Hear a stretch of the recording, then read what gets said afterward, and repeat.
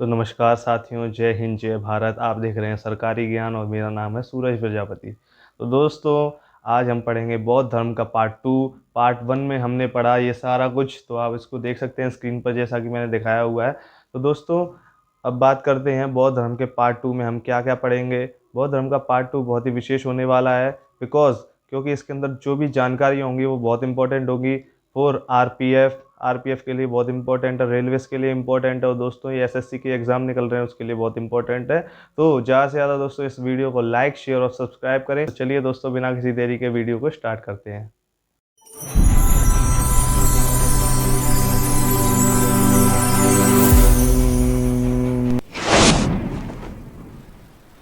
तो साथियों, अब समझते हैं बौद्ध धर्म का साहित्य। बौद्ध धर्म का साहित्य क्या है और कितना है। दोस्तों, साहित्य का मतलब होता है जो भी महत्वपूर्ण ग्रंथ होते हैं उन्हें हम साहित्य कहते हैं।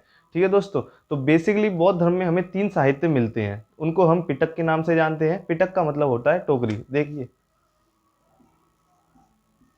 पिटक पिटक का मतलब क्या होता है दोस्तों? टोकरी।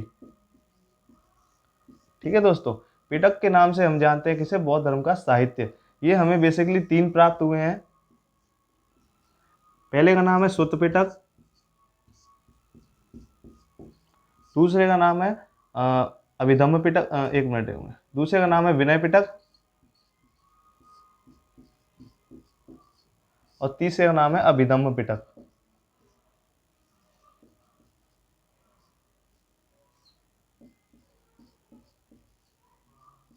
देखिए, यह हमें 3 पिटक प्राप्त हुए हैं। और पिटक का मतलब क्या होता है दोस्तों? पिटक का मतलब होता है साहित्य, और पिटक का मतलब होता है टोकरी। ठीक है दोस्तों। तो बौद्ध धर्म के साहित्य में हमें 3 चीजें प्राप्त हुई हैं: सुत्त पिटक, विनय पिटक और अभिधम्म पिटक। ठीक है दोस्तों, ये था बौद्ध धर्म का साहित्य। तो दोस्तों, बात करते हैं बौद्ध धर्म में त्रिरत्न। त्रिरत्न का मतलब क्या होता है दोस्तों? त्रिरत्न का मतलब होता है जो भी महत्वपूर्ण है। मतलब जो भी महत्वपूर्ण का मतलब दोस्तों कि बहुत जरूरी है बौद्ध धर्म के अंदर। देखिए, बौद्ध धर्म के अंदर 3 चीजें बहुत जरूरी है, इनको हम क्या कहते हैं? त्रिरत्न। 3 चीजें हैं इसके अंदर बहुत ही मेनली। देखिए, पहले में आता है, एक मिनट, पहले में आता है दोस्तों बुद्ध, फिर संघ, फिर धम्म। बुद्ध, संघ और धम्म। देखिए, अब इन तीनों को समझते हैं। देखिए, बुद्ध का मतलब होता है ज्ञानी व्यक्ति।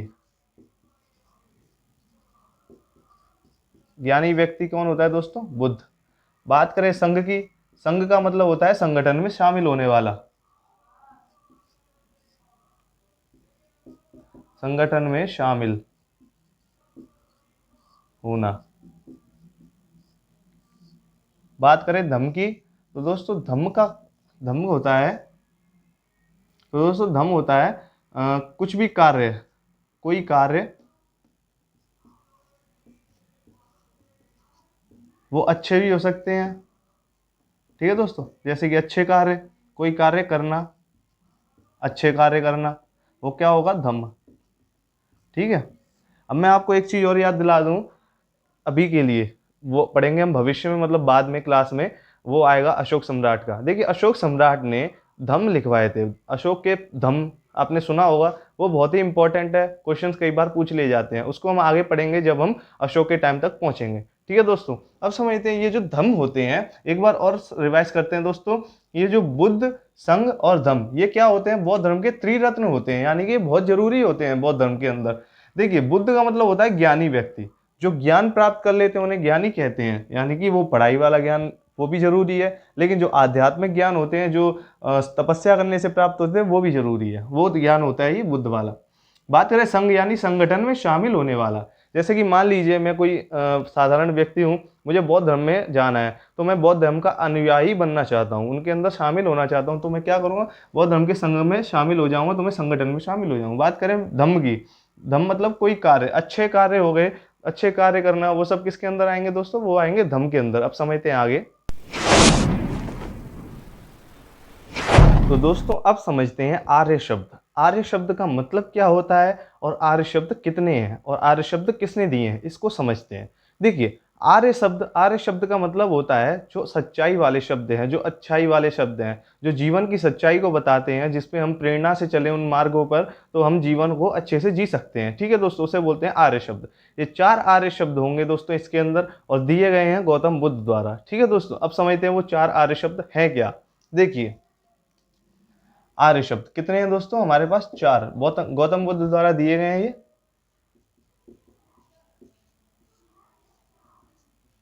गौतम बुद्ध के द्वारा दिए गए हैं ये। ठीक है दोस्तों, देखिए समझते हैं 4 आर्य शब्द कौन कौन से हैं।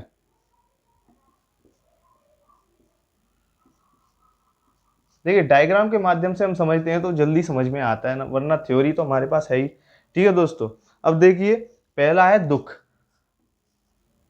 दुख। दूसरा है दुख समुदाय। तीसरा है दुख निरोध। और चौथा है दुख निरोधक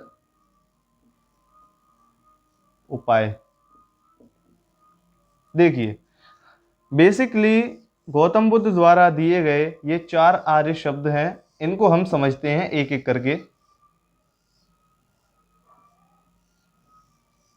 देखिए समझते हैं, गौतम बुद्ध के द्वारा 4 आर्य शब्द दिए गए थे। पहला है दुख। दुख का मतलब क्या होता है, यह संसार। यह संसार दोस्तों दुख में भरा पड़ा है। जो भी प्राणी है, वो सब, हम इंसान हैं, वो सब दुख के कारण में ग्रस्त हैं, दुख के अंदर ग्रस्त पड़े हैं दोस्तों। ठीक है, अब हम उसको सही तरीके से कैसे चलाएं, तो उसके लिए गौतम बुद्ध द्वारा दिए गए 4 आर्य शब्द हैं कि आप लोग दुख के अंदर हो। दूसरा क्या है दोस्तों, दूसरा है कि दुख के ये सब जो दुख होता है, दुख का जो कारण है, दुख का कारण स्वयं मानव है, मानव द्वारा उत्पन्न वस्तुएं। ठीक है दोस्तों, वस्तुएं क्या है, दुख का कारण है। यानी कि मान लीजिए कि आपको लग्जरी वाहन चाहिए, मतलब गाड़ी चाहिए, लग्जरी हाउस चाहिए, तो आपका ये क्या है, ये आपकी अभिलाषा है, आपका ये एक तरह से कहा जाए ये आपकी चाहत है, ये आपको चाहिए। ठीक है दोस्तों, ये आपको पाना है, तो ये सब क्या है, ये आपका उद्देश्य बन गया। अगर ये सब नहीं मिलता तो क्या होगा दोस्तों, आपको दुख मिलेगा। ठीक है दोस्तों, अब देखिए, ये जो दुख निरोध है, दुख निरोध का मतलब होता है हम इसको हटा सकते हैं, यानी कि हम इसको समाप्त कर सकते हैं। समाप्त का मतलब होता है कि हम जो दुख है इसको खत्म कर सकते हैं। उसको खत्म करने का तरीका है कि आप अपनी जो इच्छा होती हैं और अभिलाषा,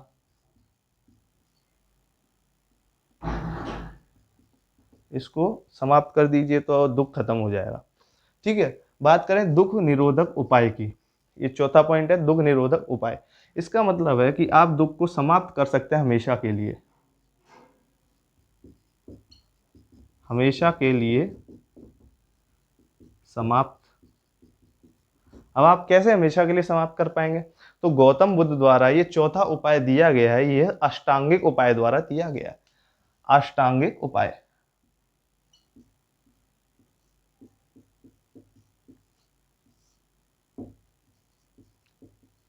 अब ये समझिए अष्टांगिक उपाय है क्या।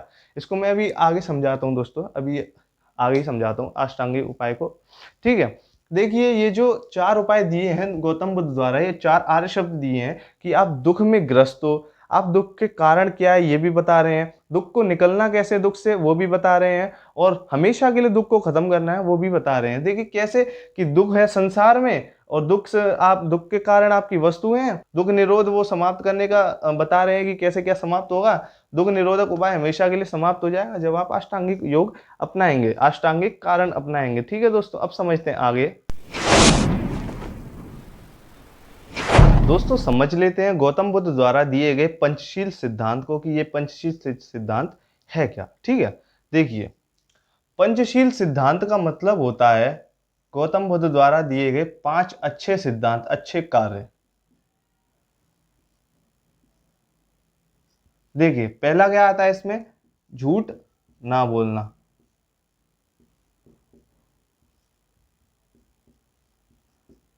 दूसरा क्या आता है इसके अंदर, कि चोरी ना करना।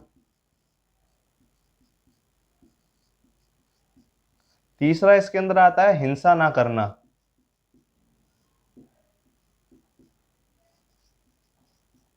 चौथा आता है दोस्तों इसके अंदर दुर्व्यवहार ना करना।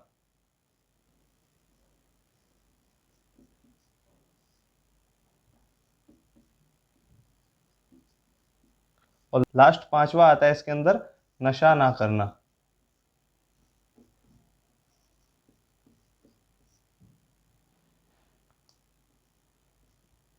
देखिए, ये पंचशील सिद्धांत दिए हैं गौतम बुद्ध द्वारा, ये बहुत इंपॉर्टेंट है। क्यों? क्योंकि इसमें जो भी अच्छी अच्छी बातें बताई गई हैं कि जो समाज से रिलेटेड जो भी बातें हैं कि जिससे कि समाज दुर्व्यवहार की ओर बढ़ रहा है, गलत आचरण की ओर बढ़ रहा है, उसको सुधारने के लिए गौतम बुद्ध द्वारा पहले से ही दी गई कुछ अच्छी अच्छी बातें हैं। देखिए, इसको समझते हैं दोबारा से।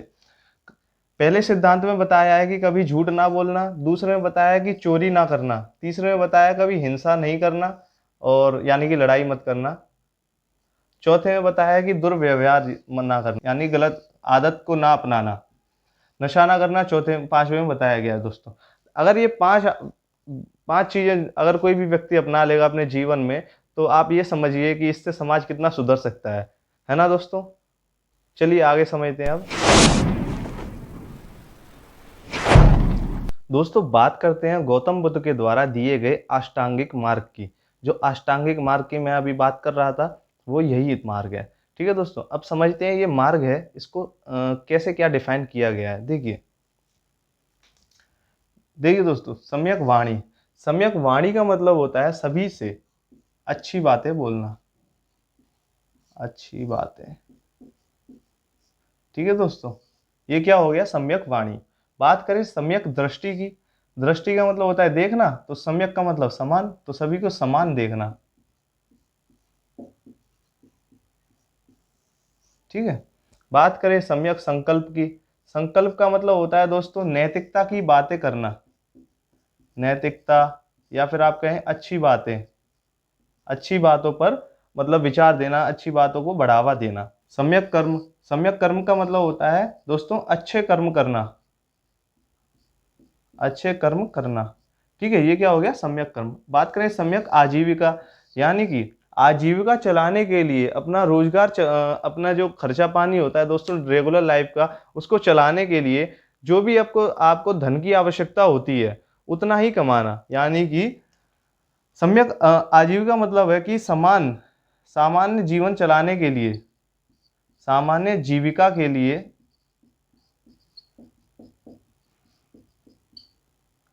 व्यापार करना। ठीक है दोस्तों, ये क्या हो गया? सम्यक आजीविका। बात करें सम्यक व्यायाम की। शरीर को रोगों से बचाने के लिए, शरीर को रोगों से बचाने के लिए, शरीर को रोगों से बचाने के लिए दोस्तों रेगुलर व्यायाम करना। बात करें सम्यक स्मृति। सम्यक स्मृति का मतलब होता है दोस्तों कि सत्य को स्वीकार करना। ठीक है दोस्तों, ये क्या हो गया? सम्यक स्मृति। बात करें सम्यक निर्वाण की। निर्वाण मतलब जीवन से मुक्ति। निर्वाण का मतलब क्या होता है? मुक्ति। कहाँ से? जीवन से। ठीक है दोस्तों, ये थे कुछ 8 अष्टांगिक मार्ग। ठीक है दोस्तों, पहला क्या है? सम्यक वाणी, दूसरा सम्यक संकल्प, तीसरा सम्यक कर्म, चौथा सम्यक आजीविका और पांचवा सम्यक व्यायाम, छठा सम्यक स्मृति, सातवां सम्यक दृष्टि और आठवां सम्यक निर्वाण। ठीक है दोस्तों, ये थे कुछ महत्वपूर्ण जानकारियां। इसको आप वीडियो को पॉज करके या फिर रिवाइंड करके आप उसको देख के इसको आप नोट कर लीजिएगा, क्योंकि ये बहुत ही इंपॉर्टेंट है। इसको आप ऐसे ही हल्के में मत लीजिए, ये बहुत जरूरी है। क्वेश्चन में आ जाते हैं, कभी कभार पूछ लिया जाता है एसएससी के में या फिर रेलवेज के अंदर। मैंने आपको अभी बताया था दोस्तों। ठीक है, ये जो बहुत इंपॉर्टेंट है, कुछ भी पूछ सकता है। जैसे कि मान लीजिए सम्यक संकल्प है, इसका मतलब क्या है? बौद्ध धर्म में दिया गया है, ये इसका मतलब क्या? क्वेश्चन कैसे भी पूछ सकता है एसएससी के अंदर। ठीक है, हमें सब कुछ लेके चलना है। ठीक है, कुछ भी नहीं छोड़ना है। समझते हैं अब आगे। तो दोस्तों अब समझते हैं गौतम बुद्ध के द्वारा दिए गए 10 शील सिद्धांत को। देखिए, ये जो 10 शील सिद्धांत है, ये जो जैन धर्म में मैंने पढ़ाया था पंचशील सिद्धांत, उनसे कुछ रिलेटेड है, लेकिन उन्होंने 5 बताए थे, इन्होंने 10 बताए हैं। ठीक है दोस्तों, अब इसको समझता हूँ। मैं आपको लिखता हूँ, लिख के दिखाता हूँ और आप उसको अपनी कॉपी में नोट कीजिएगा साथ साथ में। देखिए, पहला क्या है? पहला है दोस्तों सत्य, यानी कि हमेशा सत्य बोलना। सत्य सामने सामने। अहिंसा, अस्ते, मैं आपको अभी समझाता जाऊंगा दोस्तों, पहले इनको नोट कर लूं। अपरिग्रह,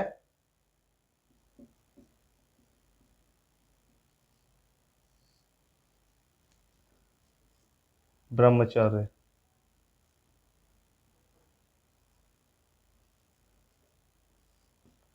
ये तो हो गए पंचशील सिद्धांत। अब बात करते हैं आगे। तो इसमें कोमल शैया का, कोमल शैया त्याग, त्याग, असमय भोजन ना करना, नृत्य और गान का त्याग। कितने हो गए दोस्तों? 8 हो गए। सौंदर्य,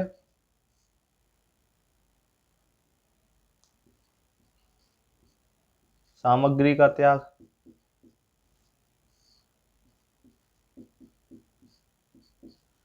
बात करें लास्ट है किंचित कामना।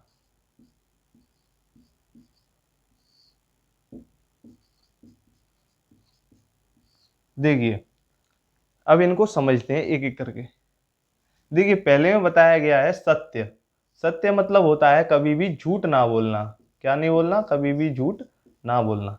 बात करें अस्ते, अस्ते का मतलब होता है दोस्तों चोरी ना करना, चोरी ना करना। बात करें अहिंसा, अहिंसा मतलब क्या होता है दोस्तों? किसी को भी ना मारना, ना मारना। किसी भी प्राणी हो गया, जंतु हो गए, उनको ना मारना। बात करें अपरिग्रह यानी कि जरूरत से ज्यादा, जरूरत से ज्यादा कोई भी वस्तु ना रखना। देखिए जरूरत से ज्यादा कोई भी वस्तु ना रखना, ये कहा गया है अपरिग्रह में। बात करें ब्रह्मचर्य की तो यानी कि अपने जीवन को ब्रह्मचर्य में ढालना। सुबह नियम, ब्रह्मचर्य का मतलब होता है दोस्तों नियमों का पालन करना। जैसा कि नियम में बताया जाएगा कि आपको सुबह जल्दी जगना है, ऐसे कार्य करना है, ये सब बताया जाएगा। सब कुछ ब्रह्मचर्य मतलब होता है नियम का पालन करना। बात करें कोमल शैया का त्याग, गौतम बुद्ध द्वारा दिए गए ऐसे कुछ 5 सिद्धांत एक्स्ट्रा हैं जो कि इसके अंदर बहुत अच्छे बताए गए हैं। मेरे हिसाब से तो बहुत अच्छे हैं। क्या देखिए, आप कोमल शैया का त्याग करोगे, धरती पे सोओगे, तो आपकी आंखें भी मतलब नींद भी जल्दी खुलेंगी, और आपको मतलब जो भी जैसे कि लेट सोते हैं उसकी आदत भी छूटेगी। तो कोमल शैया का त्याग उन्होंने बोला है। ठीक है दोस्तों। बात करें असमय भोजन ना करना, इसका मतलब है कि आप किसी भी टाइम पे खाना खाते हो तो आपका पेट गड़बड़ा जाता है, खराब हो जाता है। तो ये सब चीज़ों का उन्होंने मना किया है कि असमय यानी कि किसी भी टाइम पे भोजन नहीं करना। तो ऐसे नहीं करना, आपको मतलब नियम बांधना है कि सुबह इतने बजे भोजन हो जाए, नाश्ता इतने बजे हो जाए, शाम में डिनर इतने बजे हो जाए। ठीक है दोस्तों। बात करें नृत्य और गान का त्याग। देखिए अगर आपको गौतम बुद्ध के जैसा, या फिर मतलब गौतम बुद्ध जैसा तो कोई बन नहीं सकता, लेकिन आपको गौतम बुद्ध के आचरण पे चलना है, उनके रास्ते पे चलना है, तो आपको इनके जो 10शील सिद्धांत है इनको अगर आपका पालन कर लिया तो आप उनके रास्ते पे हो, आप समझ सकते हैं। ठीक है। आप देखिए नृत्य और गान का त्याग, अगर आपने डांस और गाने का छोड़ दिया तो आप मतलब खुद ही इस मोह माया से दूर होगे। ठीक है। बात करें सौंदर्य सामग्री का त्याग, श्रृंगार की जो भी सामग्री होती है उसका त्याग करना। किंचित कामना, किंचित कामना का मतलब होता है दोस्तों असमय कुछ भी सोचना, कोई भी कार्य के बारे में सोचना कि भैया हम ये करेंगे, ऐसा करें तो ये हो जाए, तो ऐसे फालतू के जो भी विचार होते हैं इसको छोड़ देना। बाकी छोड़ देना, जो भी काम होंगे वो सब भगवान के ऊपर छोड़ देना। या फिर मतलब आपको मेहनत तो करनी है दोस्तों, लेकिन थोड़ा बहुत तो बिलीव ऊपर वाले पे भी करना है। आपको मेहनत पूरी करनी है 99.9% और 0.1% भगवान पे छोड़ना है। ठीक है दोस्तों। मेहनत करने वाले को ही भगवान कुछ देता है। ठीक है दोस्तों। अब देखिए एक बार और समझ लेते हैं 10शील सिद्धांत को। सत्य, अहिंसा, अस्ते, अपरिग्रह, ब्रह्मचर्य, कोमल शैया का त्याग, असमय भोजन ना करना, नृत्य और गान का त्याग, सौंदर्य सामग्री का त्याग और किंचित कामना। ठीक है दोस्तों। अब समझते हैं कुछ आगे। अब दोस्तों समझ लेते हैं जातक कथाओं के बारे में और निकाय के बारे में, ये क्या होते हैं। देखिए मैं आपको बताना चाहूंगा कि जातक कथाओं का संबंध बौद्ध धर्म से माना जाता है। जो भी आपने सुना भी होगा कि जातक कथा के बारे में, जातक कथाओं का मतलब बौद्ध धर्म से माना जाता है, जो भी संबंध होता है कि इसके अंदर बताया जाता है कि बौद्ध धर्म मतलब गौतम बुद्ध का जो पिछले जन्म का जो भी बातें होती हैं, ये सब जातक कथा के अंदर लिखी गई है कि आप गौतम बुद्ध के पूर्व जन्मों की जो भी बातें हैं वो सब कुछ इसी के अंदर लिखी गई हैं जातक कथाओं के अंदर। और इसकी जो चित्रकारी है दोस्तों वो अजंता गुफाओं में मिलती है, वो आती है महाराष्ट्र में। ठीक है, ये था जातक कथा के बारे में। अब बात करते हैं दोस्तों निकाय के बारे में कि निकाय क्या होता है। निकाय का संबंध भी वो दोस्तों बौद्ध धर्म से ही है। इसके अंदर जो मैंने बताए थे आपको पिटक जो होते हैं, पिटक जो मतलब ग्रंथ होते हैं साहित्य, उनके जो पिटक होते हैं उनको समझाने के लिए निकाय का निर्माण किया गया। यानी कि जैसे कि आप समझ सकते हैं कि संस्कृत, एग्जाम्पल बता दूं आपको, संस्कृत हो गई, संस्कृत के अंदर कुछ भी जटिल शब्द आ गए जो भी मतलब समझ ना पाए ऐसे शब्द आ गए, उनको समझाने के लिए कुछ हिंदी में भी शुद्ध संस्कृत बनाई जाती थी। ठीक है दोस्तों, मतलब कुछ संशोधन करके उसके अंदर कुछ बता के उसके अंदर ऐसे बताया जाता था कि वो समझ में आ जाए हमारे। तो ऐसे ही इसका निकाय का इस्तेमाल किया गया, निकाय बनाया गया ताकि जो भी जानकारी हो हमें समझ में आ जाए। दोस्तों अनगुंतर उपनिकाय से, देखिए एक बार लिख देता हूं मैं आपको आपके लिए, अनगुंतर, यह अनगुंतर। देखिए दोस्तों ये जो अनगुंतर निकाय है, अनगुंतर निकाय से हमें 16 महाजनपद की जानकारी मिलती है। देखिए अब हम धीरे धीरे प्राचीन इतिहास को खत्म करते हुए आधुनिक इतिहास की, मध्यकालीन इतिहास की ओर बढ़ रहे हैं। ठीक है दोस्तों, देखिए ये जो अनगुंतर निकाय है ये 16 महाजनपद की जानकारी हमें देता है। ये बहुत बड़ी जानकारी है दोस्तों, क्योंकि 16 महाजनपद के बारे में मैं आपको आगे बढ़ाऊंगा। ये जो खत्म हो जाएगा बौद्ध धर्म उसके बाद 16 महाजनपद ही आएगा, मतलब महाजनपद ही चलेगा, महाजनपद काल। ठीक है दोस्तों, ये बहुत जरूरी होगा, बहुत इंपॉर्टेंट होगा। ठीक है, इसके अंदर बहुत सारी जानकारियां मिलेंगी। अब समझते हैं दोस्तों आगे। बात करें दोस्तों बौद्ध धर्म में स्थापत्य कला की। देखिए स्थापत्य कला का मतलब होता है जो भी आर्टिफिक्चर्स, जो भी मतलब बनाई जाती थी, मूर्तियां हो गई, मतलब मंदिर से हो गए, जो भी हो गए, वो स्थापत्य कला के अंदर आएंगे। ठीक है, अब ये समझते हैं कि स्थापत्य कला में सबसे पहले, दुनिया में सबसे पहले जो भी मूर्ति बनी थी वो किसकी बनी थी? गौतम बुद्ध की बनी थी। दुनिया में सबसे पहले जो मूर्ति बनी थी वो किसकी बनी थी? गौतम बुद्ध की मूर्ति बनी थी सबसे पहले। बात करते हैं ये जो गौतम बुद्ध की मूर्ति बनी थी वो किस वंश में बनी थी? वो बनी थी कुषाण वंश में, कुषाण वंश में या कुषाण काल में। बात करें किस राजा ने बनवाई, वो बनवाई थी दोस्तों कनिष्क ने। राजा का नाम क्या था? कनिष्क। देखिए राजा कौन था? कनिष्क, कुषाण वंश का था। उसने गौतम बुद्ध की मूर्ति बनाई, सबसे पहले गौतम बुद्ध की मूर्ति बनी थी। अब समझते हैं दोस्तों कि जो ये स्थापत्य कला है इसके अंदर स्तूप बनाए जाते थे गौतम बुद्ध द्वारा, मतलब स्तूप का बनवाए जाते हैं। स्तूप किसका प्रतीक होता है वो आपको कमेंट में बताना है। पिछली वीडियो में मैंने आपको बताया था, आप उसको कमेंट में बताइए कि स्तूप किसके उद्देश्य से बनाए जाते थे, किस कारणवश बनाए जाते थे। समझते हैं दोस्तों ये स्तूप क्या होते हैं? स्तूप, स्तूप दोस्तों बौद्ध धर्म का प्रतीक है। बौद्ध धर्म का एक प्रतीक है स्तूप। देखिए एक सम्राट थे जिनका नाम था अशोक। अशोक सम्राट द्वारा बौद्ध धर्म अपनाया गया, और जब बौद्ध धर्म उन्होंने अपना लिया तो उन्होंने 84,000 स्तूपों का निर्माण करवाया। 84,000 स्तूप बनवाए थे अशोक ने, राजा अशोक ने। अब देखिए जो 84,000 स्तूप उन्होंने बनवा दिए, लेकिन फिर बाद में एक ब्राह्मण वंश के शासक थे जिनका नाम था पुष्यमित्र शुंग। क्या नाम था? पुष्यमित्र शुंग। उन्होंने तुड़वा दिए वो सारे 84,000 स्तूप। अशोक ने कितने बनवाए? अशोक ने बनवाए 84,000 स्तूप, लेकिन उनको तुड़वा दिया गया किसके द्वारा? पुष्यमित्र शुंग के द्वारा।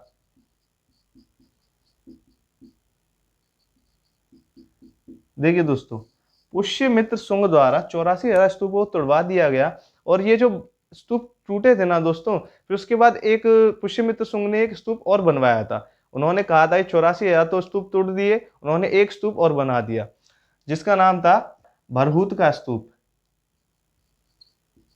भरहूत स्तूप। ठीक है दोस्तों, ये जो अशोक द्वारा एक स्तूप बच गया था दोस्तों, जो सबसे बड़ा स्तूप है जो कि बौद्ध धर्म का, जिसका नाम है दोस्तों सांची का स्तूप। सांची स्तूप, ये कहाँ आता है? ये आता है रायसेन में। बात करें ये भरहून का स्तूप आता है, भरहून है ये, भरहून, भरहून का स्तूप आता है दोस्तों सतना में। ठीक है दोस्तों, ये जो सांची का स्तूप है, ये जो सांची का स्तूप है, इसको यूनेस्को में शामिल कर दिया गया है। यूनेस्को में शामिल किया गया 1989 1989 में।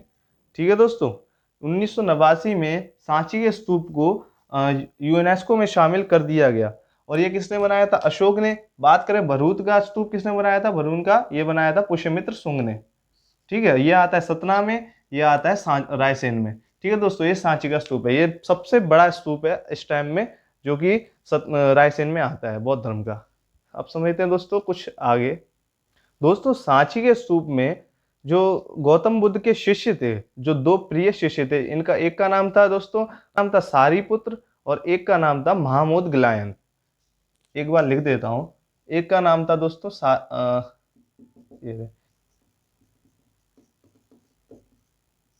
एक का नाम था महामोदग्लायन।